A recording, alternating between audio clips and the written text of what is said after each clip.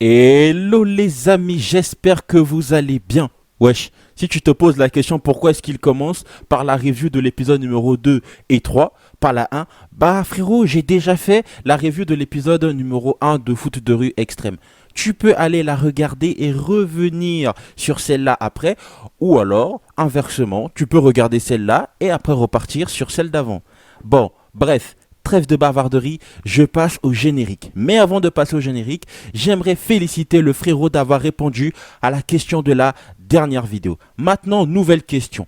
Quel est le personnage qui s'affiche juste ici à l'écran? Voilà frérot, dis-le moi en commentaire. En même temps que tu me dis en commentaire là, tu regardes dans ta liste d'abonnements Instagram si j'y suis. Si j'y suis pas, je t'affiche là mon Instagram, tu t'abonnes sur mon Instagram. Tu likes aussi cette vidéo et tu actives la cloche de notification parce que je sais déjà que tu es abonné, parce que tu es un bon. Bref, je te mets le générique.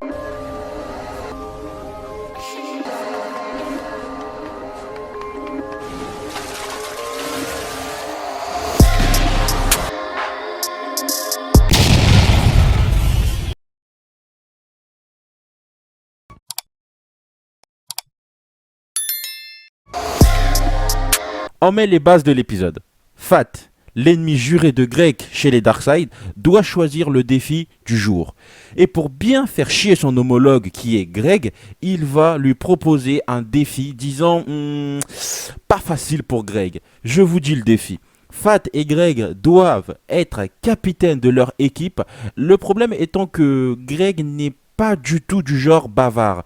Pour bien énerver la team, et Greg surtout en particulier, Fat va décider de rajouter une clause dans son défi, qui est de former une équipe avec d'autres joueurs que celle de son équipe.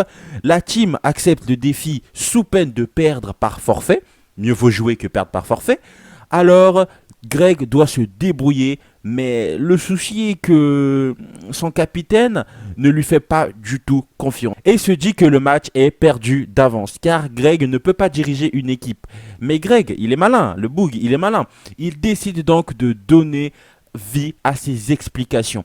Lors de l'entraînement, avec sa nouvelle équipe composée de Lila, capitaine des Ninjas, Cassidy, des Magix, Krinar, des Darkseid, Shiva, des Ninjas, il utilisera des schémas pour lui permettre de se faire comprendre.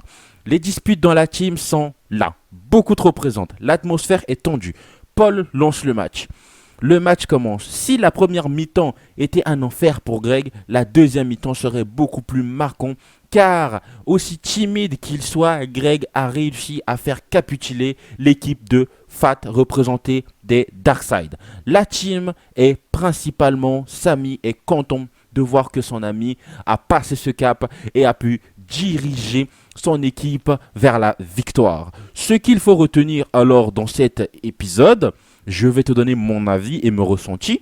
Ce que j'ai bien aimé, c'est le côté de l'histoire sur le trait de caractère de Greg, qui est la timidité. Et on a une leçon qui nous dit que même quand on est timide, on peut toujours se faire entendre, toujours laisser son succès parler pour toi.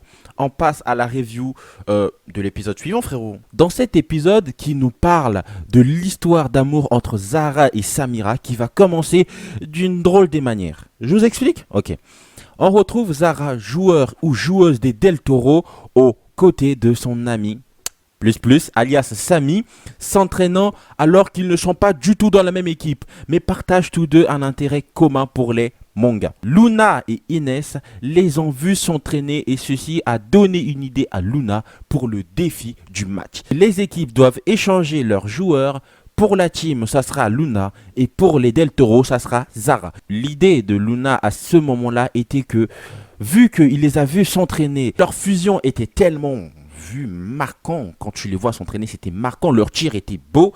Luna a tout simplement décidé de faire en sorte que ces deux-là soient réunis. À la base, c'était plutôt parti d'un bon sentiment. Mais ce qui paraissait être une bonne idée au début va vite devenir leur pire cauchemar. Les frères Del Toro vont s'en mêler, n'acceptant pas que Sami sorte avec leur sœur. Ils vont jusqu'à le menacer. Sous un élan de peur ou de colère, Sami va sortir des mots blessants contre Zara. Mots qui, effectivement, il ne le pensait absolument pas.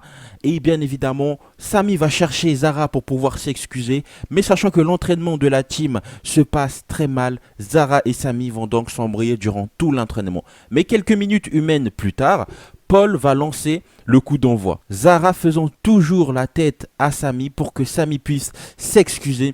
Samy aussi borné que têtu, il a fallu attendre la mi-temps pour que le frère des Del Toro envoie un ballon sur la tête de Samy pour que ce dernier s'excuse envers Zara et réalise tout ce qu'il a dit qui était de la merde, de la D.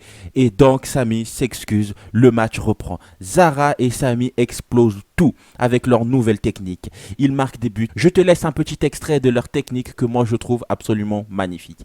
Une technique digne d'un animé. Allez, on y va!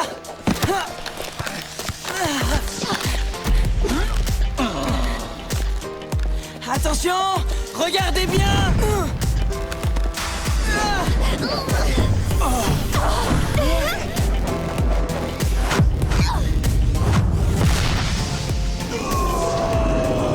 Voilà frérot, Serette, maintenant je te donne mon avis. 1. Il y a la seule avis, je te donne mon avis. La morale transmise dans cet épisode m'a touché particulièrement parce qu'il faut toujours faire attention à ce qu'on dit et à ce qu'on écoute. Parce que forcément, parfois, on se trompe sur beaucoup de choses. Voilà les amis, c'est la fin de cette vidéo.